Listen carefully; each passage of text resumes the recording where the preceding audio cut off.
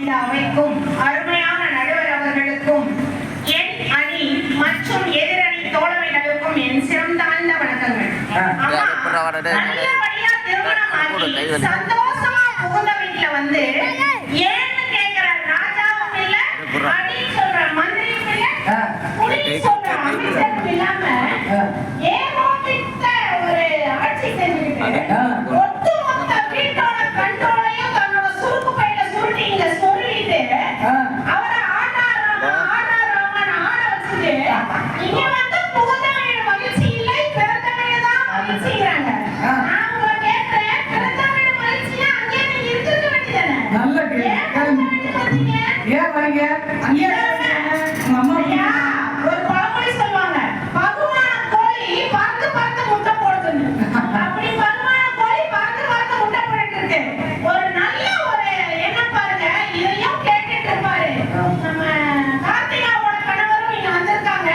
அடுத்து கார்த்திகாவும் வந்து பூத வீட்டுல கழுவி கழுவி ஊத்துவாங்க. அதையும் அந்த நல்ல மனுஷன் கேட்டுட்டு இருந்துட்டு நைட்டு போய் டிஃபன் வாங்கி கொடுப்பாரு. ஆமா, இந்த அம்மா வீட்டுக்கார சங்கீத் ராஜா அம்மா வீட்டுக்காரு மா டயர்டா வந்திருப்படா கண்ணு, இந்த பரோட்டா சாப்பிடுனா இந்த அம்மா 4 பரோட்டா வச்சு அமுக்கும். நீங்க வந்து நடுராத்திரியில ரோட்ல நிப்பாரு கூட்டிட்டு போறது. ஏங்க ஒரு அளவு தாங்க, நாத்த நாறு அது நாறுங்கறாங்க. நீங்க ஒரு பழமொழி ஒன்று தெரியுமா, பூவோடு சேர்ந்த நாறு கணக்குன்னு. நீங்க பூவாக இருந்து நல்ல குணத்தோட இருந்து உங்க நாத்தனாரோட அன்பையும் பாசத்தையும் கொடுத்தால் அந்த நாறு கணக்குமா இல்லையா? அருமை அருமை. அப்புறம் கேட்கறாங்க இன்னொரு கேள்வி, அது ஜூ, அங்க டைனோசர் இருக்குது, சிங்கம். நீங்கள் மனித தன்மையோடு பார்த்தால் அங்க மனிதர்கள் இருப்பாங்க, நீங்கள் மிருக தன்மையோடு பார்த்தால் டைனோசர். மாமியாரே சொல்லுச்சு சொல்லுச்சு, நீங்க என்ன மரியாதை கொடுக்குறீங்க மாமியாருக்கு? சொல்லுச்சு சொல்லுச்சுன்னு சொன்னாங்கன்னு சொல்லுங்க. உங்களை பார்த்து தான் நம்ம குழந்தைங்க நாளைக்கு வளர்ந்தாங்க. ஆமா, அதை விடங்க தேனிக்கு வந்து லட்சுமிபுரம் வந்து கோலம் போடுறத பார்த்தாங்க. ஆமா. உங்களுக்கு ஒரு விஷயம் தெரியுமா, எனக்கு மாமியாரே இல்லை, எனக்கு பாட்டி தான் மாமியார். 30 வருஷத்துக்கு முன்னாடியே எங்க பாட்டி இறந்து போயிட்டாங்க. எங்க பாட்டியை தான் நாங்க தெய்வமா கும்பிடுறோம். ஏமா ஒரு அண்ட புழுகு ஆகாச புழுகுக்கு ஒரு அழகே இல்லையம்மா உனக்கு? நான் தெரியாம தான் கேட்கிறேன். நடுவர் அவர்களே, இவங்க சொல்ற மாதிரி நான் இல்லாத சொல்லாததான் சொல்ல மாட்டேன். பிறந்த வீடு மகிழ்ச்சி தான், நான் நினைக்கிறேன். ஆனா அது ஒரு சிறிய வட்டம். இப்போ பிறந்த வீட்டுல நம்ம ஒரு 20 வயசு வரைக்கும் இருப்போம்னு வச்சுக்கோங்க. திருமணமாகி கணவர் வீட்டுக்கு வரோம், நல்ல புது திருமணமான புதிதில் புது பட்டு சாரி அழகா கட்டிட்டு சினிமாவுக்கு போயிட்டு கணவரோட பைக்ல சேர்ந்து வந்து உங்களுக்கு கடையில கொண்டு போய் மோதிரம் வாங்கி கொடுத்து உங்களுக்கு அல்வாவும் மல்லிகை பூவும் வாங்கி கொடுத்தா அந்த வாழ்க்கையில் அன்பும் சந்தோஷமும் காதலும் கலந்துருக்கா இல்லையா? ஓ, தினமும் அப்படித்தானா? தினமும் அப்படியோ எப்பயாவது அப்படியோ இருக்கா இல்லையா? எனக்கு ஒரு சந்தேகம் இருக்கு, உங்கள்கிட்ட கேட்கலாமான்னு தெரியல. அது எதுக்கு எல்லாருமே அல்வாவும் மல்லிகைப்பூவும் வாங்கி கொடுக்குறாங்க? அது வந்து ட்ரெடிஷன். ஓ, ட்ரெடிஷன். சரி. நடுவர் அவர்களே, உலகத்திலேயே மிகப்பெரிய ஒரு சிறந்த அரிய பொக்கிஷமான பதவினா தாய்மை. கணவன் வீட்டுக்கு வந்த அப்புறம் தான் வீட்டுக்கு வந்தப்பதான் நீங்க வந்து தாய்மை அடைஞ்சு அன்னையாகிறீங்க. உலகத்துல எத்தனை உறவுகள் இருந்தாலும் உங்க குழந்தை வந்து ஐஸ்வர்யா ராய முன்னாடி கொண்டு வந்து நிக்க வச்சாலும் எங்க அம்மான்னு ஓடிடும். 24 மணி நேரம் உங்களை சுற்றிட்டு தான் இருக்கு. நீங்க சொன்ன வார்த்தையை தான் அது வேத வாக்கா நினைச்சு. அதை விட பெரிய ஒரு புண்ணியம் கொடுப்பினை உங்களுக்கு என்னங்க வேணும்? நடிகை தீபா சின்னத்திரை நடிகை குண்டா இருக்காங்க, தெரியும் நினைக்கிறேன். அவளை அடையாளப்படுத்துறதுக்காக நான் குண்டா இருக்கான்னு சொல்றேன். ரோசாப்பூ ரவிக்கேட்டாரு, ரோசாப்பூ ரவிக்கேட்டாரு. தீபா அந்த தீபா இல்ல, சின்னத்திரை நடிகை தீபா, இப்போதைய நடிகை தீபா. ஒரு நாள் ஒரு ரியாலிட்டி ஷோ நடந்தது. அந்த ரியாலிட்டி ஷோவை நடத்துற அந்த நடத்துனர் என்ன பண்ணாரு அப்படின்னா, நடிகை தீபாவை ரொம்ப குண்டா இருக்கீங்க நீங்கன்னு சொன்னார்.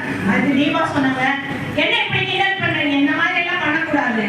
இப்போ நான் சாயந்தரம் வீட்டுக்கு போனேன்னா கதவை தட்டுனா ஐஸ்வர்யா ராய் போய் நின்னாலும் என் பையன் தள்ளி விட்டுட்டு எங்க அம்மா எங்கன்னா கேட்கும். இதை விட உங்களுக்கு என்னங்க சிறந்த ஒரு பதவி உங்களுக்கு வேணும்? தாய்மைங்கிற பதவியை இதை விட சமீபத்தில்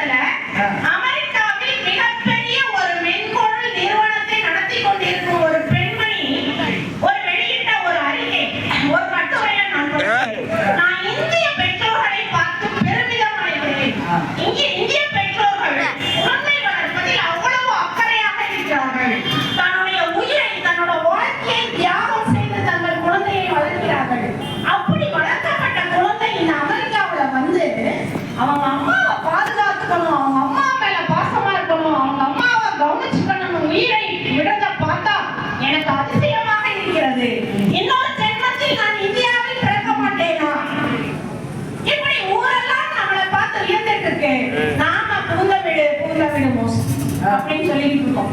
நாம இன்னும் புது சட்டிக்குள்ள குதிரை ஓட்டி கொண்டிருக்கிறோம் நண்பர்களே. சரி. இன்னொன்னு கேட்கிறேன், உங்க வீட்டு ரேஷன் கார்டுல நீங்க குடும்ப உறுப்பினர் மட்டும்தான். ஆமா.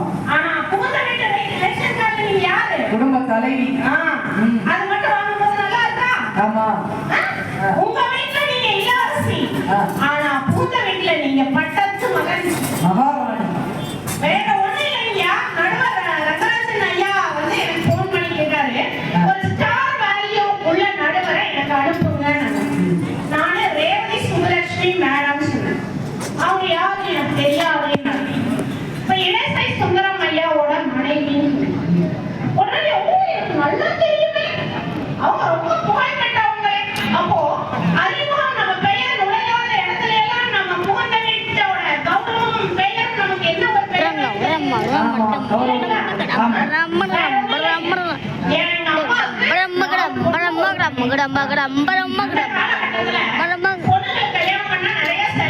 பொண்ணுங்களால நமக்கு நிறைய கஷ்டங்கள் அப்படின்னு சொல்லி எங்க அம்மா 3-4 பொண்ணுங்களோட பிறந்த தேதி கூட குறிச்சிருக்காங்க.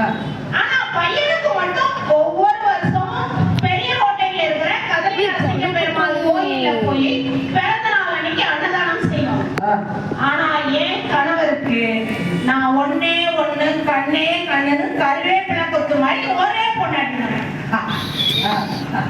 அப்ப என் கணவர் நான் பட்டிமன்றத்துக்கு வரப்போறேன், நீ இந்த சேலை கட்டிட்டு போ, அந்த சேலை கட்டிட்டு போ, எனக்கு இது நல்லா இருக்கும் அப்படி சொல்றாரு. எங்க அம்மா சொல்ல மாட்டாங்க, ஏன்னா எங்க அம்மாவுக்கு என்னை தவிர கவனிப்பதற்கு. அப்போ உங்க கணவர் அதை சொல்லும் போது அதை ரசிங்க. அப்ப நீங்க சொல்ல மாட்டீங்க புகுந்த வீட்டை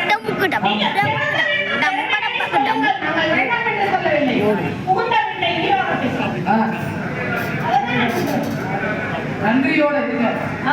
வேற ஒண்ணும் இல்லைங்க, கணவர் வீட்டுல இருந்து அம்மா வீட்டுக்கு போறோம். என்ன சொல்லிட்டு போவோம்? போயிட்டு வரேன். அம்மா வீட்டுக்கு போயிட்டு வரேன்னு சொல்லுவோம். அம்மா வீட்டுல இருந்து ஹஸ்பண்ட் வீட்டுக்கு நம்ம வீட்டுக்கு வரும்போது என்ன சொல்லிட்டு வரீங்க? எங்க வீட்டுக்கு போறோம். அப்ப எது உங்க வீடு? அது அம்மா வீடு, இதுதான் எங்க வீடு. அதே மாதிரி இன்னொன்னு நீங்க சொல்றீங்க, புகுந்த வீடு பிறந்த வீடு அவ்வளவு சந்தோஷத்தை தருது, அவ்வளவு சந்தோஷத்தை தருதுன்னு. அந்த பிறந்த வீட்டுல